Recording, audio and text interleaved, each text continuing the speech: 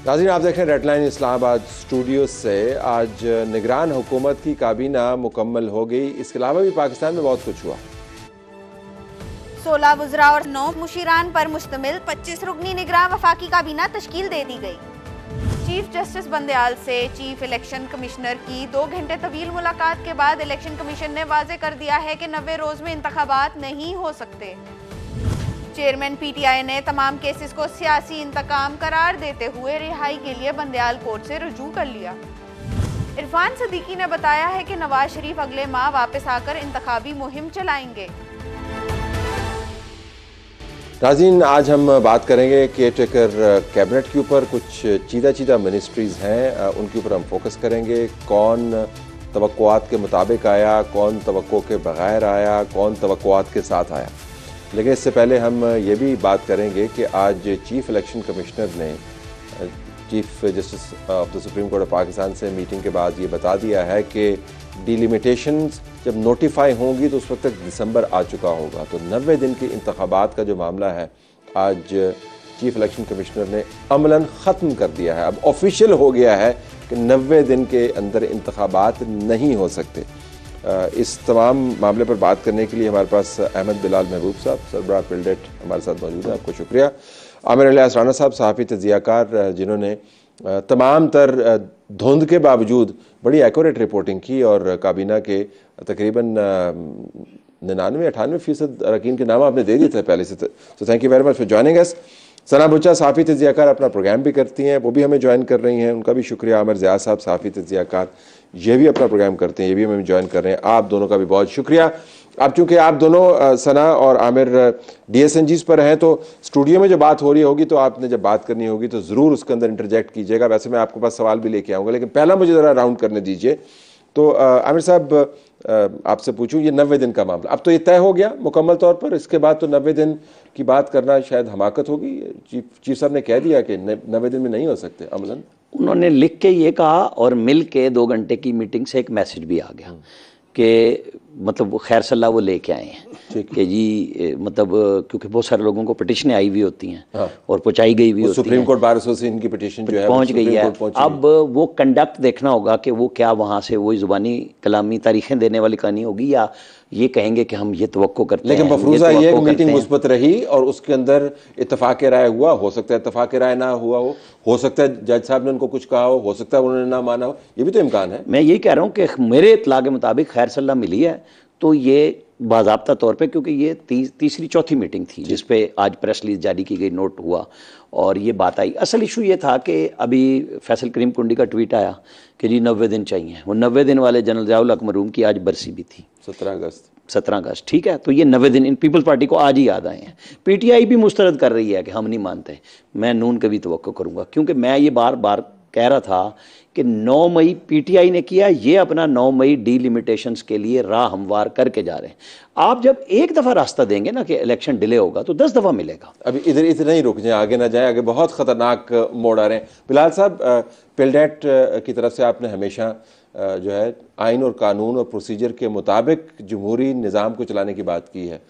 अब तो मरकज़ में भी ये अमलन तय हो गया कि 90 दिन में तो नहीं होने का, तो इससे आपको लगता है कुछ धचका है या डिसअपॉइंटमेंट है या आपके ख्याल में चलो ठीक है हकीकत है वो अब सामने आ गई है? देखिए, आइन और कानून में इंटरप्रिटेशन की गुंजाइश थी और मेरा ख्याल था कि इलेक्शन कमीशन पहले अपने तौर पे एक आइनी बात को तय करेगा और फिर उसको सुप्रीम कोर्ट में अगर ज़रूरत होगी तो वो उसको रिव्यू करेगा और आखिरी फ़ैसला सुप्रीम कोर्ट का होगा। वैसे तो हम अपनी अपनी इंटरप्रिटेशन करते रहते हैं, लेकिन मेरी जो बात गैर मामूली थी और शायद गैर मुनासिब भी, वो ये कि इस फैसले के ऐलान से पहले चीफ इलेक्शन कमिश्नर साहब चीफ जस्टिस साहब से मिले हैं, 2 घंटे की मुलाकात हुई है, क्योंकि ये मामला लिटिगेशन में तो जाना ही था। ये बात तो पहले ही लोग कह चुके थे।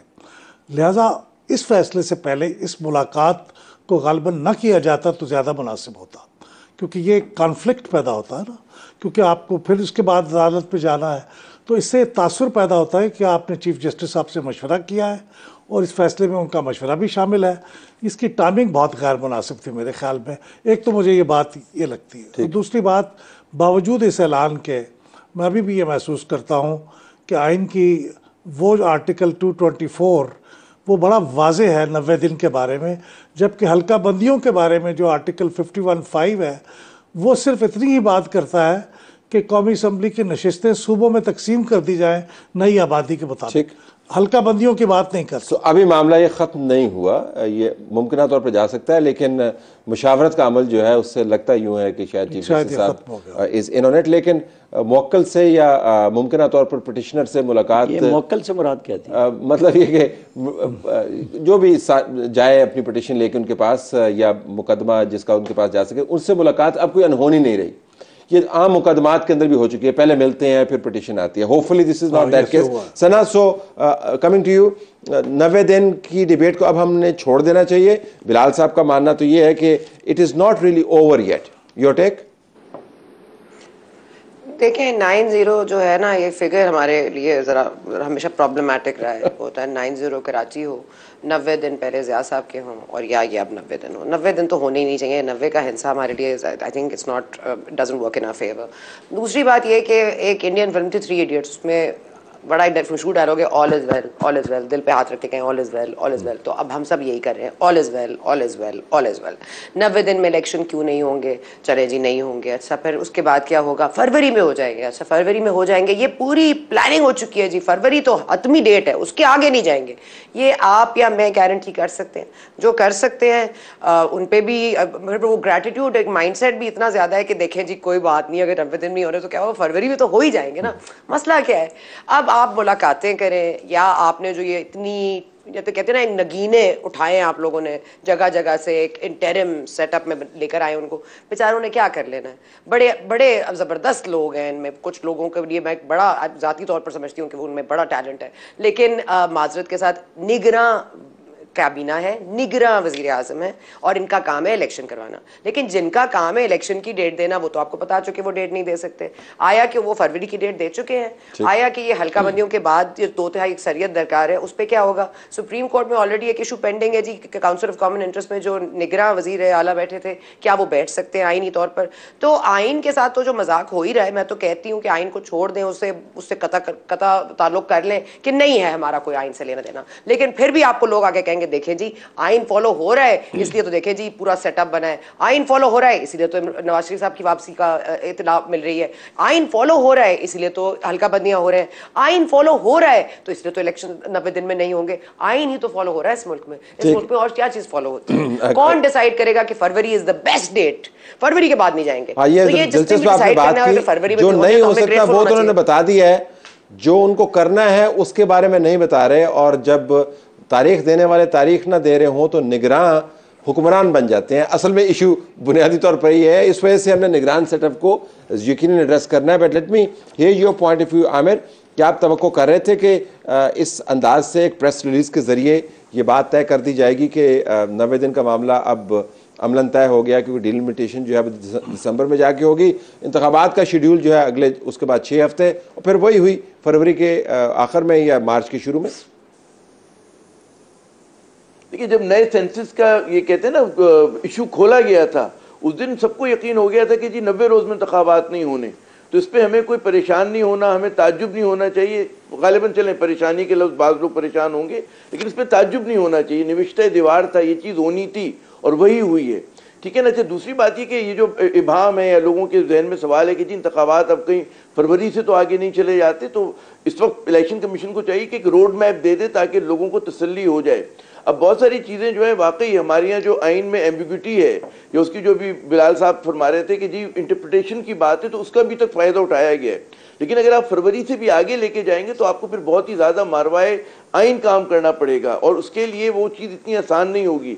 आपकी सेनेट जो है मार्च में, उसमें बहुत सारे सेनेटर्स रिटायर हो रहे होंगे, सदर मुमलिकत के टर्म पूरी हो रही है, बहुत सारी चीज़ें जुड़ी हुई हैं, तो उससे ज्यादा आगे ले जाना मेरे ख्याल में वो। तो मुझे जो सुनाई दिया, जो आपने बात की, आपको कोई बहुत परेशानी को हम छोड़ देते हैं, लेकिन आपको हैरानी नहीं हुई? हाँ, मुझे हैरानी नहीं हुई, बिल्कुल नहीं हुई है। चले, हैरानी ना होना अच्छी बात है, जितनी पॉलिटिकल पार्टी, अगर आपको परेशानी है तो उसके ऊपर आते हैं। आखिरी जुमला ये कि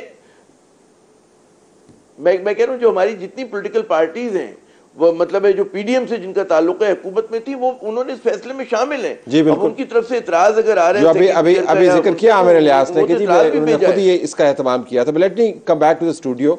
ज़रा अब बिलाल साहब आपने एक नुक्ता रेज़ किया था प्रोग्राम शुरू होने से पहले, व्यूअर्स को बताया कि बिलाल साहब ये कह रहे थे कि क्यों आप एक निगरान सेटअप को डिस्कस करेंगे। उन बेचारों ने मतलब उन्होंने ये नहीं कि बेचारे हैं बिल्कुल अपने टैलेंट के हिसाब से बड़े बासलाहियत लोग हैं, लेकिन ज़ाहिर उनका महदूद रोल है, उन्होंने क्या करना है। तो इस वजह से हम इसको डिस्कस करेंगे बिलाल साहब, क्योंकि अगर ये एक्सटेंड होता है और वो अवाम जो है वो हकीकत में तब्दील हो जाता है, खदशा यानी मज़ीद आगे जाता है, तो ये निगरान नहीं रहेगा ना, फिर ये हुक्मरान रहेगा और इनको एम्पावर भी किया गया। तो इस वजह से हम डिस्कस करना चाह रहे हैं। लेकिन ज़रा मिनिस्ट्रीज़ के ऊपर आ जाएँ, आपके ख्याल में सबसे चैलेंजिंग मिनिस्ट्री बावजूद इसके कि इनका महदूद रोल है वो किसकी होगी? कौन सी ऐसी मिनिस्ट्री है जिसके ऊपर हमें फोकस करना चाहिए, ताकि हम फिर उस शख्सियत का भी तज्जिया करें कि वो बासलाहियत होंगे निपटने के लिए या नहीं? देखिए, मैं उसकी तरफ आता हूँ, लेकिन क्विकली एक बात ये कह दूँ कि ये जो निगरान काबीना है ये निगरान ही रहेगी, बेशक इसके पीरियड कितना एक्सटेंड हो जाए। यानी चूँकि उसके अगर हम कानून और आइन की बात करते हैं, कानून में निगरान गवर्नमेंट का एक स्कोप डिफाइन किया हुआ बड़ा वाज़ेह कि इनका काम सिर्फ इतना है कि इलेक्शन कमीशन को असिस्ट करें इलेक्शन करने में। इलेक्शन कराना इनका काम पावर हो गया ना, बस बैनुल-अक़वामी मुआहदात के ऊपर, बस वो बैनुल-अक़वामी मुआहदों के हद तक। इसलिए मैं कहता हूँ कि इस लिहाज से अगर कोई अहमियत होगी तो वज़ीर ख़ज़ाना की होगी, क्योंकि ये हमारे जो हालात हैं आजकल इक़्तिसादी और माली अमूर, उनके बारे में भी चूँकि बैनुल-अक़वामी इदारों के साथ रब्ता रखना है, उनकी रिक्वायरमेंट्स को पूरा करना है। वज़ारत ख़ारजा भी है, वो देखें ना, वो भी तो ऑन गोइंग है, बड़े बड़े बहरान मुँह खोले खड़े हैं। हाँ, वज़ारत कानून भी है। लेकिन ये बुनियादी तौर पर अगर मुझे इजाज़त दें और मैं ये एक बुरा सा लफ्ज़ मुँह से निकाल दूँ, ये बांग्लादेश मॉडल की एक शक्ल है। अगर ये एक्सटेंडेड होगी तो ये बांग्लादेश मॉडल है, जिसमें जो करने वाले हैं वो कर नहीं रहे होंगे, वो असल में नज़र आ रहे होंगे करते हुए। वैसे बसद एहतराम तमाम काबीना के जो मेंबरान हैं उनसे उनकी सलाहियतों का एतराफ़ करते हुए ये टीम वो वाला वर्ल्ड कप नहीं खेल सकती। मतलब अगर उसके लिए तो फिर और किस्म के लोग चाहिए थे। तो टीम की सिलेक्शन से हमें लग रहा है कि शायद ये महदूद हद तक ही टूर्नामेंट खेले, जो शायद फरवरी और मार्च के करीब ख़त्म हो जाए। इस टीम को तो मैच खेलना ही नहीं है, कभी डिज़ाइन ही नहीं था कि टीम मैच खेलेगी। ये तो दिखाने के लिए है कि टीम मौजूद है। माफ़ कीजिएगा, ठीक है, नहीं आप आईनी बात कर रहे हैं, लेकिन हम जरा अमली बात भी कर लें। आमिर साहब को कलीदी मिनिस्ट्री जो बावजूद उस तमाम हदूद व क़यूद के जिसका इन्होंने जिक्र किया, वो फिर भी बड़ी अहमियत अख्तियार करेगी, वो कौन कौन सी हैं? देखिए, आप जो वो बनाई है ना फैसिलिटेशन काउंसिल, उन्होंने 4 शोबे रखे हैं कि हमने उसमें इन्वेस्टमेंट लेके आनी है। वही आप समझ लें कि उनसे काम उन्होंने चलाना है। और कुछ जो मुंतखब हुकूमत के प्राइम मिनिस्टर अपने हाथों से बना के गए हैं, और वो निगरान वजीर आजम ने अपने पास उसमें से अक्सर महकमे रख लिए हैं। 7-8 रखे हैं, मतलब रखे हैं। और मतलब वो एग्रीकल्चर भी उन्हीं के पास है, हाउसिंग भी है, सब कुछ है, पॉवर्टी एलिवेशन सब कुछ। हो सकता है कुछ और वजीरों को पहले मरहले में, वो जो बांग्लादेश मॉडल है वो ज़ाहिर टेक्नोक्रेट के हवाले से ठीक कह रहे हैं। इशू ये है कि इन्हें असिस्ट करना जो कानूनी पोजीशन है। फ़खरुद्दीन जी इब्राहिम मरहूम निगरान वज़ीर कानून थे, मैं उनका इंटरव्यू करने गया तो वहाँ पे लिखा हुआ था इलेक्शन शेड्यूल। मेरे साथ हमारे दोस्त नवीद अकबर थे, मैंने कहा ज़रा ये लिख लो। मैंने उनसे पूछा, मैं कहा ये तो चीफ इलेक्शन कमिश्नर का हो ये क्यों? यहाँ यूं ही होता है कि सामने कोई नज़र आता है और काम कोई और करता है, तो वो जो कोई और है वो इस्टेब्लिशमेंट है। हम छुप के क्यों बात कर रहे हैं? हमने तो कभी नहीं की। नहीं, हम ये बात कहें कि वो अब हिस्सेदार हैं। अब जो पेट्रोलियम की जिम्मेदारी पहले इमरान पे थी और फिर शहबाज शरीफ पे थी, अब वो बरह रास्त उधर जाएगी, काकड़ को कोई नहीं कुछ कहेगा। लिहाजा इनके ऊपर ये जिम्मेदारी जब आनी है और आएगी, मजीद भी महंगाई आएगी, इन्हें चाहिए कि अब खुल के लोगों से कहलवाएं कि हम क्या करने आए हैं, हमारा क्या प्रोग्राम है, इलेक्शन हम कराएंगे और इलेक्शन होते हुए नजर आनी चाहिए। मेरी तो कम से कम ये डिमांड होगी, चाहे उनका मूड हो या ना हो, क्योंकि जाने वाले अपने पैर पे कुल्हाड़ी मार के गए हैं जब वो डिलिमिटेशंस करके गए। देखिए ना, पीपल्स पार्टी उसका पार्ट एंड पार्सल। उनका वज़ीर आला क्यों नहीं कहता कि मैं नहीं मानता? मान जाते हैं हम ये बात कि जी जाओ मुश्तरका इजलास में हम लेके जाएंगे इस इशू को, आप ना लेके जाएं। सारा फनकारियाँ एमकेएम और पीपल्स पार्टी ने की। पहले पीटीआई को उठा के बाहर फेंका सिंध असम्बली से, अपोजिशन लीडर से, वहाँ गेम डाली, इकट्ठे हो गए। मैं नहीं मानता, एमक्यूएम कह रही थी ये मरदमशुमारी फ्रॉड है, पीपल्स पार्टी कह रही है फ्रॉड है, दोनों वो करके तो अब आप तवक्को ये करते हैं कि ये इनसे डिमांड करें कि आप रिपीट करें कि 90 दिन के अंदर होंगे, आप ये फरमा रहे हैं? नहीं, मैं कह रहा हूं कि अब आप इलेक्शन ले लें। अगर आपने काम चलाना है मुल्क का, जिनके जहन में ये मौजूद है कि ये गवर्नमेंट या ये जो बहुत बड़े मोहरे हमने ढूंढे हैं, फ़कीदुल मिसाल कारोबार हैं इनके, मतलब हमारे पास हैं कि डॉक्टर साहिबा जिनका नाम आ रहा है कि जी ये शमशाद साहिबा, क्या सक्सेस स्टोरी है, कितनी है, हमें और आपको सबको पता है कि जी। मतलब बिजनेस में ये बहुत अच्छे होंगे। गवर्नमेंट बिजनेस चलाने के लिए ये इनके पास इख्तियार ना है ना होना चाहिए, इलेक्शन का ही है। आप डे बाय डे चलें, जो आपने फैसिलिटेशन काउंसिल से काम लेने हैं वो करें, लेकिन ये जो अब बाद में देर होनी है वो नहीं होनी चाहिए। ये बात समझनी चाहिए। हम ज़ियाउल हक का नाम पहले ले चुके, ये जो मर्जी कर लें इनका काम नहीं है। बांग्लादेश में भी वो मॉडल नाकाम हुआ। आप बार बार उस काम का जिक्र कर रहे हैं, मैं कह रहा हूँ कि उनकी झोली में काम ये गिर जाएगा और चलाना तो है मामला। ज़रा मैं सना से पूछ लेता हूँ, सना कलीदी मिनिस्ट्रीज़ की बात कर लेते हैं, वन बाय तीन चार हम डिस्कस कर लेते हैं। बस लॉ मिनिस्टर साहब जो हैं उनका जितना तजर्बा है वो बैनुल-अक़वामी आर्बिट्रेशन के केसेस के अंदर है। कलभूषण के अंदर वो केस के अंदर वो मौजूद थे, रेकोडेक के अंदर वो मौजूद थे, उसी के ऊपर उनको तमगा भी मिला। हमने जो पिछले लॉ मिनिस्टर्स देखे हैं उनका सारे का सारा काम आर्बिट्रेशन का है, मुकामी अदालतों के साथ उनका आर्बिट्रेशन का है, इस्टेब्लिशमेंट के साथ उनका मामला आर्बिट्रेशन का है, हत्ता के मीडिया के साथ भी। तो ये आपको लगता है कि इतने कैपेबल होंगे बैनुल-अक़वामी तजर्बे वाले जो मुकामी मामलात आगे वाले दिनों में आने वाले हैं? कोर्ट के अंदर भी तब्दीली आ रही है and it will really blow up, जिस किस्म की टेंशन बनी हुई है। Go ahead. I like the way you worded your question, because उसी में जवाब मौजूद है। रेकोडेक वाला मामला किसने करवाया, वो किसके वकील थे, फिर उसके बाद उन्होंने किसको रिप्रेजेंट किया, कुलभूषण यादव के मामले में आपने आई थिंक जवाब खुद ही दे दिया। तो ये बात तो बिल्कुल जाहिर है, जब सारे नाम वहाँ से वेट होंगे तो ये नाम कोई एक्स्ट्राऑर्डिनरी जगह से तो नहीं आना, वहीं से आना है। और ये जो बात कर रहे थे अहमद साहब, बहुत ही ज़बरदस्त बात है कि ये मैच तो उन्होंने खेलना ही नहीं है, इन्होंने तो मैच डालना है ताकि मैच पड़ जाए, और फिर मैच पड़ जाएगा तो फिर सबको अपनी अपनी पड़ जाएगी, और सबको अपनी अपनी पड़ेगी तो फिर इस मुल्क के आइन और कानून और हुक्मरानी और जमहूरियत वो सब डीरेल होती है। तो कोई बात नहीं, हमें क्या। आगे चलते हैं जी। मैं ये समझती हूँ कि इस मुल्क में बड़ा एक आपने जो बात की है ये मिनिस्ट्रियों के हवाले से, अगेन मैं यही कहती हूँ कि ये इनकी जो निगरान सेटअप है, इनकी निगरानी तो कहीं और से ही जारी है और वो रहेगी। आपने जो हुकूक और जो आपने जो फैसले करने थे वो इधर आप 112 बिल लास्ट 2 डेज में आप लोग करके गए हैं कानून साजी, ऐसी कोई चीज़ इनको करने की ज़रूरत नहीं है। आप सब कुछ अल्हम्दुलिल्लाह इनको प्रोवाइड करके गए।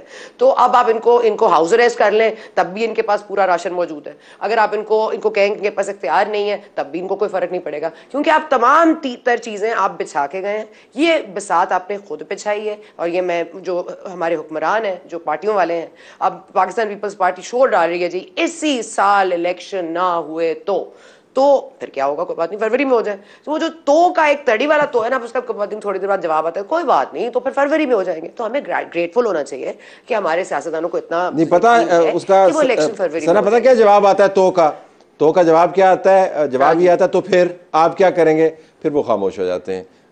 तो का जवाब आगे से ये फरवरी में हो जाएंगे ना। वो कहते तो फिर आप क्या करेंगे? तो जरा आमिर ये भी बताइएगा मिनिस्ट्रीज के हवाले से, I want to stay with this point, कि आपको फिर भी a certain level of functional competence जिसको कहते हैं वो आपको दिखानी होगी। हमने इंटीरियर मिनिस्ट्री की चले बात करते हैं। सरफराज बुगटी साहब बलोचिस्तान से तैयार होके आए हैं और जाहिर है वो इस्टेब्लिशमेंट के बहुत करीब हैं, और इंटीरियर मिनिस्टर जिनकी शूज़ में वो आए हैं राना सनाउल्लाह, वो एक बड़ी पार्टी को रिप्रेजेंट करते थे, लिहाजा बहुत सारा सियासी मामला वो एब्जॉर्ब कर सकते थे। लेकिन अब मामला तो वही हैं, वही केसेस हैं, वही तहकीकात हैं, वही लोगों की गिरफ्तारियां हैं, वही पुलिस की हैंडलिंग है, कोर्ट का मिजाज है, उसके ऊपर हमने कल एक प्रोग्राम किया। तो ये बुगटी साहब संभाल पाएंगे इंटीरियर मिनिस्टर? ये मामला वाज़े अंदाज से फिर पिंडी और अपारा की तरफ जाएगा, क्योंकि अब बीच में पॉलिटिकल क्वेश्चन नहीं है।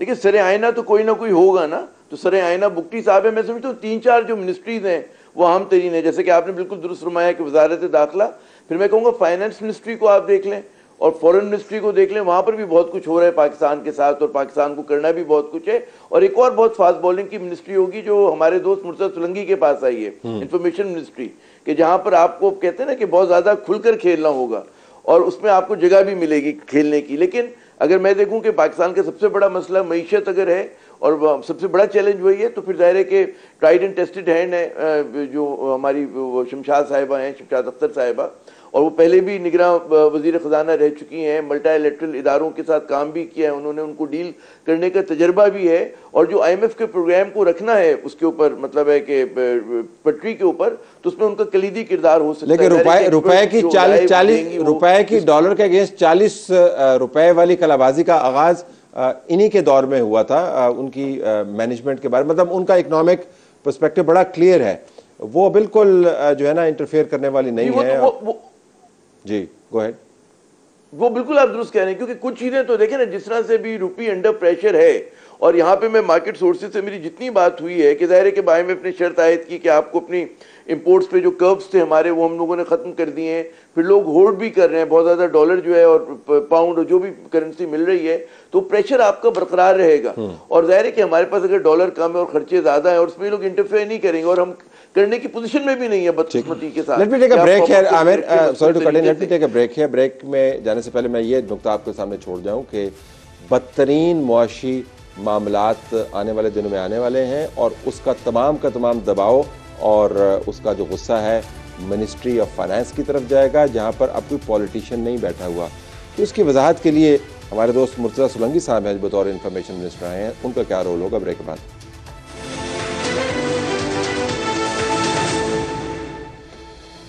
काबीना तो आ गई है, अब काबीना ने काम इंतखाबात का करना है। इंतखाबात की डेट इलेक्शन कमीशन ने आगे कर दी है, और नई डेट दी नहीं है। ये बता दिया कि 90 दिन में नहीं हो सकते, लेकिन डेट दी नहीं है। इस दौरान ज़ाहिर है इनकी जिम्मेदारियां बढ़ जाएंगी। ज़रा इसके ऊपर आइए कहने कि अभी हेडलाइंस जो अखबारात की बिलाल साहब बन रही हैं वो महंगाई के बारे में है, पेट्रोल कीमतों के इजाफे के बारे में है, रेलवे के किरायों के इजाफे के बारे में है, लोगों की चीखों पुकार के बारे में है। पॉलिटिकल हुकूमत का ये कि उनको फिर भी लोग दोहत्थड़ मार लेते हैं। अब शमशाद साहिबा ने तो ना तो जवाब देना है और ना ही उनसे किसी ने पूछना है, तो ये अवाम का गुस्सा जो है वो 6 महीने कैसे निकलेगा, मतलब कौन उसका जवाब देगा? सोलंकी साहब पे आते हैं, but just your thoughts on this. जी, एक तो बात मैं आपसे अर्ज करूं कि ये जो तमाम लोग हैं जो इस काबीना में जिनके नाम हमने देखे हैं, ये तमाम काबिल लोग हैं, इसमें कोई शक नहीं, अपने अपनी फील्ड में बहुत माहिर समझे जाते हैं। लेकिन जो आपने बात कही ना, सियासी उनके पीछे कोई सियासी कुव्वत मौजूद नहीं है, उनके पीछे कोई मैंडेट नहीं है, लिहाजा वो जो एतमाद है जिसके साथ उन्हें ये सारी मुखालफत का मुकाबला करना हो, वो तो बहुत मुश्किल होगा। इसलिए बहुत उनके इख्तियारात भी इसलिए महदूद हैं कि उनके पास मैंडेट नहीं है। आपने बहुत ही अहम बात कही है, और मैं समझता हूँ कि जो फैसले कहीं भी हो रहे होंगे, लेकिन उन फैसलों को एक्सप्लेन करना और उन फैसलों को डिफेंड करना, वो बहरहाल उसके लिए सबसे बड़ा जो जिम्मेदारी होगी वो वफाकी हुकूमत, निगरान हुकूमत के स्पोक्स पर्सन की होगी। और वो बहैसियत वज़ीर इत्तलाआत स्पोक्स पर्सन को हमारे दोस्त मुर्तज़ा सोलंकी साहब को निभानी होगी। तो मैं समझता हूँ कि तमाम वज़रा में से वज़ीर ख़जाना की करने के पॉइंट ऑफ व्यू से कि उन्होंने क्या करना है, और जो हो रहा है उसको करके उसको दिखाने के लिए जो सबसे ज़्यादा अहम रोल होगा वो मुर्तज़ा सोलंकी करेंगे सब और भरेंगे सोलंकी साहब। पहले ये होता था कि जो करता था वो इंटीरियर मिनिस्टर को डिफेंड करने की जरूरत नहीं थी, इंटीरियर मिनिस्टर खुद ही अपनी प्रेस कॉन्फ्रेंस कर ले, फाइनेंस मिनिस्टर खुद ही अपनी प्रेस कॉन्फ्रेंस कर ले, फॉरेन मिनिस्टर खुद ही अपनी प्रेस कॉन्फ्रेंस कर ले, डिफेंस मिनिस्टर साहब तो बहुत ही टीवी में आते होते थे। अब कोई नहीं है। सोलंकी साहब, बस सोलंकी साहब पे जाने से पहले मैं नाज़रीन आपको बात बताऊँ, मैं पर्सनली बहुत खुश हूँ सोलंकी साहब के लिए, बावजूद इसके कि मेरा इसरार है और असूल है इस इसरार के साथ कि सहाफ़ी को ऑफिशियल ओहदे नहीं लेना चाहिए, अगर लेना चाहिए उसके बाद आप सहाफ़त नहीं कर सकते, ये मेरा असूल है। दुनिया भर में बहुत सारे और मॉडल भी मौजूद हैं, लेकिन मैं खुश क्यों हूँ? क्योंकि जिस मिनिस्ट्री को वो ऑक्यूपाई इस वक्त कर रहे हैं, उसी मिनिस्ट्री के अंदर 2 नंबर लोग बैठ के सोलंकी साहब और इन जैसे दूसरे लोगों की नौकरियों को ख़त्म करने, इनकी ट्रोलिंग, इनकी तजलील की बाकायदा पॉलिसियाँ बनाया करते थे। और क्या निज़ाम कुदरत है कि उसी मिनिस्ट्री के अंदर उसी कुर्सी के ऊपर नौईसी मुर्तज़ा सोलंकी जहाँ से निकालने की बातें होती थी। इस वजह से मैं बहुत मुतमईन हूँ आज सोलंकी साहब के लिए, गुड लक टू हिम। आपने बड़ा अच्छा कहा कि सोलंकी साहब के एक्शंस बताएंगे, जो एक तो आपने ज़ाती जिम्मेदारी, इंसान गुस्सा थूकने पे मजबूर भी होता है कि नहीं कोई बात नहीं, इन्होंने गंदा काम किया, और वही गले मिल रहे होते हैं सारे, सबसे पहले पुल भी वही लेके आ रहे होते हैं। सरफराज मिनिस्ट्री वाले ने मिनिस्टर्स करते होते, just to make a difference. Sarfaraz Bugti और मुर्तज़ा सोलंकी दोनों इकट्ठे बैठे थे, ठीक। आज ओथ लेने पे मैं गया, मैंने सरफराज बुगटी से कहा कुश्तों के पुश्ते आपने लगाने हैं, और भुगताएंगे सोलंकी साहब, दोनों ने कहका लगाया। मैं कहा क्योंकि ये भाग जाएंगे, फंसना आपने, क्योंकि आप हमें अवेलेबल रहेंगे। कहेंगे नहीं मैं रहूँगा। तो एक्शन तो शुरू हैं, पहले भी थे, ठीक, अब भी रहेंगे। जैसे वो एक बिल राना सनाउल्लाह ने साइन कर दिया था, उन्होंने कहा मुझे तो पता ही नहीं लगा, मुझसे साइन हो गया एंड पे। तो बिल तो ऐसे ही साइन होंगे, ऑर्डिनेंस भी साइन होंगे, करेंगे कौन, कैसे करेंगे, ये बहुत, ये असल में ना असल इशू भी यही है। इसलिए मैं कह रहा हूँ जो आप सब बात भी कर रहे हैं कि भाई पीछे कौन है आपके, जब जिम्मेदारी कोई नहीं लेगा और आप सामने बैठे हुए होंगे तो तोपों का रुख तो आपकी तरफ होगा, और एक्सटेंडेड टाइम के लिए तोपों का रुख आपकी तरफ होगा। ये मैडम 60 वाला नहीं है। शमशाद अख्तर साहिबा से मैंने कहा कि अब पैसे आप कहाँ से लाएंगी, तो उन्होंने उमर साहब की तरफ इशारा किया कि ये लाएंगे। मैं कहा ये ठीक करेंगे तो लाएंगे। हंस पड़े, उनके वालिद साहब से भी गपशप हुई, वहाँ पे कुछ और तरह की चीज़ें थी। ये ना अभी आज का दिन बड़ा अच्छा है, मतलब ओथ ले रहे हैं, खुश हो रहे हैं। ये आज रात के बाद पता चलेगा जब ये सुबह पहली कैबिनेट मीटिंग करेंगे, क्योंकि जिम्मेदारियां लेंगे, क्योंकि जो ये करें ना करें फैसले तो होंगे। ठीक है, ठीक है। जरा Sana, your take on Murtaza Solanki के चैलेंजेस। देखिए, आपकी बात से इत्तेफाक करते हुए बिल्कुल he has the stomach and no pun intended, he has a stomach to take a lot of stuff and then just keep it within। वो बहुत गुस्से में नहीं आते, वो रिएक्शनरी नहीं है, मेरी तरह कम से कम। तो I think that's it's a good choice. लेकिन मैं इस बाज़ाब्ता तौर पर ये कहना चाहूँगी कि देखिए, जब राइट टू इन्फॉर्मेशन तो हम सबका हक है, लेकिन right to let the information flow through ये किसका हक है? ये हक अगर हमने किसी को दे दिया तो हमें बता दीजिए, क्योंकि मामला ठीक करना हो या ना रोक, मामलात को बिगड़ने से रोकने के बजाय अगर आप खबर ही रोक लेंगे तो मुर्तज़ा सोलंकी साहब क्या कर लेंगे? तो मेरा ख्याल है राइट टू इन्फॉर्मेशन के लिए कोई भी आप वजीर ले आइए, किसी को भी नामजद कर दीजिए, चाहे वो किसी भी स्कूल ऑफ थॉट को बिलोंग करते हो। अगर आप उनको डिफेंड करना होगा ना, एक्सप्लेन करना होगा उन मिनिस्ट्रीज के मामलात को जहां पर अब पॉलिटिशियन मौजूद नहीं है, और वो कुल्ली तौर पर इज्तनाब बरतेंगे अगर वो अक्लमंद है कि हमने खुद जाके एक्सप्लेन नहीं करना। वो कहना मुर्तज़ा साहब ये ज़रा बताया ना कि ये कानून किस तरह पास हुआ, मुर्तज़ा साहब ये बताया ना कि ये प्राइसेस ऊपर किस तरह गई। मुर्तज़ा साहब आप करें ये सारा काम। डिफेंड तो आप तब करेंगे ना अगर कोई खबर आप तक पहुंच जाएगी। अगर खबर ही ना पहुंची तो आप किसको डिफेंड करेंगे? वो हालात तो पहुंच रहे हैं, हमारे पास खबर नहीं पहुंच रही, हालात तो पहुंच रहे हैं। हालात मतलब मैं कह रही हूं कि नहीं, मतलब मैं कह रही, मैं से आपको बता रही हूं कि he will put up a good case. मेरा तो नहीं ख्याल कि ऐसे कोई एडवेंचर होगा कि कोई बहुत ज्यादा कुछ ऐसा करेंगे जिसके ऊपर कोई कॉन्ट्रडिक्टरी बात होगी, क्योंकि करने वाले और करवाने वाले सब एक पेज पर हो, तो ऐसा होता नहीं है। लेकिन हमें ये जरूर इसके लिए शुक्र अल्हम्दुलिल्लाह करें कि ये इन्होंने इतनी तकल्लुफ जरूर बरता है काबीना के मेंबर्स के लिए कि उन्होंने कम से कम उनके रेज्यूमे जरूर देखे, जिस पोजीशन भी, जिसको भी जो पोर्टफोलियो मिला है वो मुनासिबत से जरूर मिला है। इस मुल्क में ऐसे ऐसे लोग भी आए हैं जिनका कोई लेना देना नहीं होता, तो ये आपको जरूर क्रेडिट देना पड़ेगा कि कम से कम मुल्क के बारे में सोचा गया है। मैं क्रेडिट दूंगी यहाँ पर। लेकिन दूसरी बात यह है कि अगेन इख्तियारात का मसला, और मुर्तज़ा सोलंकी साहब के लिए आई थिंक जो एक बहुत बड़ी होगी, और ये याद रखिए कि ये जो 9 मई से पहले जो यहाँ पर सियासतदान हैं और उनका पॉइंट ऑफ व्यू क्या था पीटीआई पर, उनके चेयरमैन पर, और अब उनका मौक़िफ़ क्या है। और मुर्तज़ा सोलंकी साहब का जो बहुत ट्रैक रिकॉर्ड है वो ये है कि पीटीआई के खिलाफ रहे हैं, हमेशा उनकी गाली का जवाब दिया है, हमेशा उनकी दलील से बेइज्जती की है। तो मेरा ख्याल है ये एक बहुत इंपॉर्टेंट फैक्टर है जो इस काबीना के लिए जरूरी था। या तो यू हैव नो से या यू आर अगेंस्ट। मैंने छोटी सी बात करनी, एमी मेरे जहन में आ गई, वो जो वजाहतों पे आ रहा है ना बात, तो फाइनेंस में डॉक्टर वकार मसूद साहब को मिनिस्टर ऑफ स्टेट के तौर पे ले लिया गया, स्पेशल असिस्टेंट के तौर पे। तो आपको फाइनेंस के मामलात जो आपको पता है वो दुनिया के साथ भी राब्ते में रहेंगे और यहाँ मीडिया के साथ भी राब्ते में रहेंगे। एक बंदा उन्होंने रख लिया हुआ है इस सेंस में, और वही बुनियादी तौर पे अवामी सतह। लेकिन बिपता अगर एक होती तो एक काम कर देता। बिपता तो यहाँ पे 100 है, यहाँ पे तो मजहबी अमूर के मामलात भी हैं। आप देखें किस किस्म के इश्यूज बन रहे हैं। ब्रेक के बाद वापस आते हैं, उस पर भी बात करते हैं।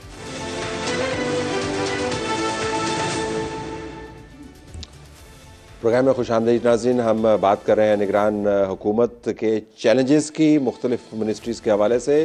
कोई हमने सिस्टमेटिकली तो बात नहीं की, लेकिन मसलन अनीक साहब हमारे कोलीग रहे हैं, प्रोग्राम्स करते रहे हैं, अब वो मजहबी अमूर उनके पास है। मजहबी अमूर के मामलात जो हुआ वाक़या जड़ावाला के अंदर, उसके साथ आपको पता चला स्ट्रेटेजिक चैलेंज जी आम मिनिस्ट्री नहीं है। वही मैं गुजारिश कर रहा था कि हालात इस किस्म के बने हुए हैं कि भले आपके इख्तियारात महदूद हों, आप खामोश नहीं रह सकते। खुदा न खासा ऐसा वाक़या रिपीट होता है तो मजहबी अमूर के वज़ीर को उसमें इन्वॉल्व होना पड़ेगा। तो अनीक साहब जो हैं वो टीवी पे तो बड़े ज़बरदस्त प्रोग्राम करते हैं, तो टेस्ट उनका भी होगा कि नहीं? बहुत नॉलेजेबल आदमी है, बहुत वेल रेड है, बहुत आर्टिकुलेट है। लेकिन मैं समझता हूँ कि यहाँ पे जिस तरह इन्होंने फरमाया ना कि वज़ीर ख़जाना के साथ एक वज़ीर ममलकत बराए ख़जाना भी लगा दिया। तो मेरे ख्याल उनके साथ एक सिक्का बंद किस्म का आलिम दीन साथ लगाना भी बहुत ज़रूरी है। हाँ, जो इस किस्म के मामलात पे वो कर सके। गैर रस्मी कोई अरेंजमेंट हो सकता है कि उनके साथ कुछ गैर रस्मी नहीं, किसी को बनाना पड़ेगा स्पेशलिस्ट। बिग इश्यूज मौलाना ताहिर अशरफी मिसाल के तौर से आज बिल्कुल उन्होंने किया आज प्रेस कॉन्फ्रेंस, बड़ी धुआंधार किस्म की प्रेस कॉन्फ्रेंस। तो इस तरह की किसी शख्सियत की ज़रूरत होगी इस तरह के मामलात को हैंडल करने के लिए, जिससे लोग, हमारे यहाँ तसव्वुर है ना, एक ख़ास वज़ाक़ता का आदमी ही मजहबी अमूर के मामलात को डील करते हुए लोग उसको ज़हरी तौर पे कबूल सही करते हैं। सही कह। तो डॉक्टर उमर सैफ के बारे में भी आपने जिक्र किया था आमिर, इसके ऊपर ज़रा आप आएँ। काफ़ी अर्सा काम करते रहे हैं आईटी के अंदर, उसके बाद उतार चढ़ाव इनका आता रहा, नैब के केसेस का भी इशू इनके ऊपर रहा, शफाफियत के भी कुछ मामला हैं। मैं तनाज़ों की बात कर रहा हूँ, वेरी क्रिटिकल सेक्टर आईटी का, क्योंकि जब आपने कहा कि पैसे शमशाद साहबा कह रही थी ये लेके आएंगे, तो वो तो सारा दरिया का रुख उस तरफ मोड़ दिया। देखे ना, वो 4 शोबे हमने चुने हैं कि हमने लाने हैं, तो उसमें आईटी भी शामिल है, एग्रीकल्चर की तरह। तो उनको दिया गया है, लेकिन वो उनके अपने दोस्तों में, उनके हमनवाओं में राय हैं कि ये बातें ज़्यादा करते हैं। तो अब अमली तौर पे वो ट्विटर पे रहेंगे या एक्सपोर्ट ओरिएंटेड आईटी के अंदर एक्चुअली काम करेंगे, क्योंकि फ़र्क हो जाता है ना गुफ्तगू का। ये अब वो वसी शाह साहब का नाम भी मैं सुन रहा हूँ, टूरिज्म में, टूरिज्म में। हाँ, अभी नदीम मलिक के प्रोग्राम में आए हुए थे। मतलब ये भी एक है कि मतलब मुझे उन्होंने नहीं बताया, हालांकि मिले हमें, और फिर बाद में मुझे पता लगा वो फेडरल मिनिस्टर वाली कुर्सी पे चले गए थे। उन्होंने कहा नहीं सर आप उधर जाएं, ठीक, वो ओथ लेने के चक्कर में थे शायद, ठीक है। तो वो वहाँ उनको उधर भेजा गया। और ये और एक और एंकर थे, ये कुछ और इनकलाब की बात करते थे। अब ये यहाँ आए हैं, पलटे खा के आए हैं, क्या करके आए हैं, ये सबको इनको जवाब देने पड़ेंगे। जिस तरह इन्होंने कहा ना कि अनीक साहब बड़े सुलझे हुए, मतलब प्रोग्राम में और सुलझी हुई गुफ्तगू करना और यहाँ आके सबके साथ बात करने में बड़ा फ़र्क होगा, क्योंकि लेक्चर तो नहीं चलेगा, काम चलेगा, आपको काम करके देना होगा। This is hard ball guys, मतलब हम चूँकि रोज़ाना डील करते हैं तो हमें पता है कि ये किस तरफ हवा का रुख जाता है और बिकता क्या है। Let's do a few more things. Sana, तो ओवरऑल ज़रा हम इसको अब समाप्त करना चाहेंगे उन तमाम मामलात के अलावा जो आपने और दूसरे पैनलिस्ट ने रेज़ किए। क्या हम तवक्को करें कि मज़ीद इसके अंदर मिनिस्टर्स भी आ जाएँ या आने चाहिए? वज़ीर आज़म के पास 7-8 मिनिस्ट्रियाँ उन्हें अपने पास रखी हुई हैं, न जाने उन मिनिस्ट्रीज़ का क्या हाल होगा, कैसे चलाएंगे, चलेंगी नहीं चलेंगी? इस मुल्क में क्या चल रहा है तलत साहब? कौन सा आप लगता है आपको, कौन सा इदारा चल रहा है, कौन सा? अभी मैं देख रहा था मेट्रो बस तो चल रही थी आज। चल रहा है, मेट्रो बस चल रही होगी, बिल्कुल चल रही होगी। जैसे फैसल वाटा साहब कहते हैं ना, जिस दिन पीआईए की फ्लाइट टाइम पर टेक ऑफ कर लेगी और टाइम पर पहुंचा देगी, तो उस दिन मैं आपको नाम लेके बता दूंगा कि कौन था। लेकिन कहने का मकसद ये है कि देखिए, मैं नहीं समझती कि कोई भी आप फिगर हेड लगा दीजिए मेरे लिए, आप किसी को भी लगा दीजिए, आप 8 ले आइए, आप 80 ले आइए, निगरानी जो कर रहे हैं वही करेंगे। और I think for solid reasons, for obvious reasons वो होता रहेगा। इस मुल्क में आई डोंट थिंक उसको किसी ने, मेरा नहीं ख्याल के आइन सबवर्ज भी हो गया, आइन एब्रोगेट भी हो गया, आइन के खिलाफ भी हो गया, आइन रीराइट भी हो गया, बस नहीं हुआ तो आइन फॉलो नहीं हुआ। तो ये अगर आइन फॉलो होगा तो फिर इन सब सवालों के जवाब बनते हैं। लेकिन मैं इस पे इसलिए नहीं आना चाहती क्योंकि मैं इस पूरे सेटअप को अहमियत नहीं देती ना। वो ये कर सकते हैं, देखें बसीरत वालों के लिए बड़ी बड़ी निशानियां हैं, वाज़ेह निशानियां हैं। बलोचिस्तान, रिकॉर्डिक, हमने अभी 6.1 बिलियन डॉलर्स का हमने कहा है कि हमारे पास मादनियात है। कहाँ से ये मामला शुरू होता है? कहाँ आएगी आपकी इन्वेस्टमेंट? आपको क्यों बलोचिस्तान से किसी को चाहिए था? आपने छोटे सूबे की महरूमियों की वजह से उनको बनाया है। हमें भी पता है और आपको भी पता है और लोगों को भी पता है। जो बसीरत रखने वाले हैं वो जानते हैं कि मामलात कहाँ जा रहे हैं, और सब कुछ मुल्क के लिए होगा, कोई बदनीयती नहीं है इसमें। लेकिन जिस तरह से हो रहा है इस पर एतराज़ है। ठीक है, ज़रा आमिर साहब, जलील अब्बास जिलानी साहब का भी जिक्र हम करते चले जाएँ। अगरचे खारजा अमूर उतने अहम नहीं होते, लेकिन हमने देखा कि साइफर के मामले से लेके अमेरिका, हिंदुस्तान ताल्लुकात, अफ़गानिस्तान, मिडल ईस्ट, ये बहुत बड़े बड़े स्ट्रेटेजिक इश्यूज़ बन गए हैं। हमारी मईशत उसके साथ जुड़ी हुई है, हमारे दिफा उसके साथ जुड़ा हुआ है, तो बिग रिस्पॉन्सिबिलिटी फॉर हिम कि नहीं? जी बिल्कुल, देखें, एक तो ज़ाहिर के तजुर्बेकार शख्सियत हैं जलील साहब जो हैं, और इस वक्त जो पाकिस्तान के अगर माशी बुरान हमें है तो हमारे सामने फॉरेन रिलेशंस का भी बहुत बड़ा चैलेंज है। और उसमें अगर आपके पास एक स्टेबल हैंड आता है, मतलब इधर अफगानिस्तान की पॉलिसी हमारी इस वक्त जो है बिल्कुल ही हे वायर चल रही है। हमें अमेरिका के साथ ताल्लुकात को एक कहते हैं ना कि उसको मेंटेन भी करना है, बेहतर भी करना है, चीन के साथ बैलेंस करना है। भारत के साथ जो है सारे मामला करने, तो बहुत बड़ा वहाँ पर भी चैलेंज है। लेकिन जाहिर है कि जब तक आपकी दाखिली पॉलिसी जो है वो स्टेबल नहीं होती तो आप कहते हैं बैरूनी उसमें महाज पर इतनी फतूहात कर नहीं सकते। तो अभी असल मसला हमारे साथ ही कि इतनी कमज़ोर विकेट पे पाकिस्तान खेल रहा है कि जिसके पास भी हम जाते हैं कोई तकाजा लेके जाते हैं, कोई ख्वाहिश लेके जाते हैं। तो खैर, लेकिन एक अच्छी बात है कि जलील साहब का जो एक वसी तजर्बा है और उनके बारे में अगर आप देखें ओवरऑल जो रद्द-ए-अमल आया था वो बहुत ही मतलब है कि मुस्बत किस्म का रद्द-ए-अमल आया था। जब उनका नाम बतौर निगरां वज़ीर आज़म के भी चल रहा था, कराची तक उसकी गूंज थी, खैर वो नहीं बने, लेकिन एक स्टेबल हैंड है। अगर सलत मुझे इजाज़त दें, जो मुर्तज़ा सुलंगी के हवाले से मेरे ख्याल में तमाम दोस्तों ने बात की, अगर मुझे 2 मिनट या 1 मिनट दें अगर उसके ऊपर, कि सबसे मुश्किल वाकई जो मिनिस्ट्री होगी वो इंफॉर्मेशन मिनिस्ट्री होगी। लेकिन जो मुर्तज़ा सुलंगी का एक बड़ा एक कहते हैं ना तसलसल के साथ उन्होंने, जैसे कि भी सना ने भी बात की थी कि पीटीआई की मुखालफत की थी और उन्होंने अपना इस्टेब्लिश किया कि वो जो है डॉग फाइट वाली जो उनका वो है ना, वो कितने ज़ोरदार तरीके से कर सकते हैं। हमें ये भी भूलना नहीं चाहिए कि मुर्तज़ा सिर्फ सहाफ़ी नहीं है, वो सहाफ़ी से पहले सियासी कारकुन भी हुआ करते थे। जी जी बिल्कुल, ठीक है ना। और वो मतलब है पाकिस्तान रेडियो चलाया हुआ है उन्होंने, सियासी कारकुन रहे हुए हैं, नजरियाती तौर पर बड़े रेडियो चलाया हुआ है, बड़ी जबरदस्त तकरीर किया करते थे। तो बेशक हम उनसे इख्तिलाफ करें, हम उनसे बहस, मेरी बहुत उनसे बहस रहती है, दोस्त भी हमारे बहुत अच्छे हैं, तो उनको आप अंडरमाइन ना करें कि नहीं, मैं तो उनको कंग्रेचुलेट कर रहा हूं, बल्कि हम सिर्फ उनके चैलेंजेस हाईलाइट कर रहे हैं। बहुत बड़ा टेस्ट केस है उसके लिए, मुर्तज़ा के लिए। अच्छा, पीटीआई बिल्कुल अब खत्म करना पड़ रहा है, बदकिस्मती से इतनी अच्छी बहस चल रही थी, हम उसको और चला सकते हैं। मैंने तो इसीलिए कुश्तों के पुश्तों वाली बात सुनाई कि भाई वो वही काम सरफराज बुगटी साहब ने करना है जिसको डिफेंड करना है। करेंगे सब और भरेंगे मुर्तज़ा। लेकिन अफसोस की बात यह है कि फिर ये एडहॉकिज्म कुछ एक्सटेंड हो गया। 7 महीने की गवर्नमेंट है, लॉन्ग टर्म कुछ नहीं हो सकेगा। ये फिर लॉन्ग टर्म जो पॉलिसियां हैं वो फिर 7 महीने आगे चली जाएंगी। लेकिन सर ये खलील जॉर्ज इंसानी हकूक, हमारी अकलियतों की नुमाइंदगी, मेरे ख्याल में कल के हिसाब से एक अच्छा मैसेज ये भी गया। बहुत अच्छा फैसला। It's a good decision. So all in all ये निगरान हुकूमत की कैफियत है। चैलेंजेस बड़े हैं, वक्त 90 दिन नहीं है। अगर कोई समझता है कि उसके पास वक्त बहुत ज़्यादा है तो आइनी तौर पर तो वो मसले में फंस ही जाएगा, लेकिन अमली तौर पर ये वक्त ज़्यादा नहीं है। Every day will be a very difficult day.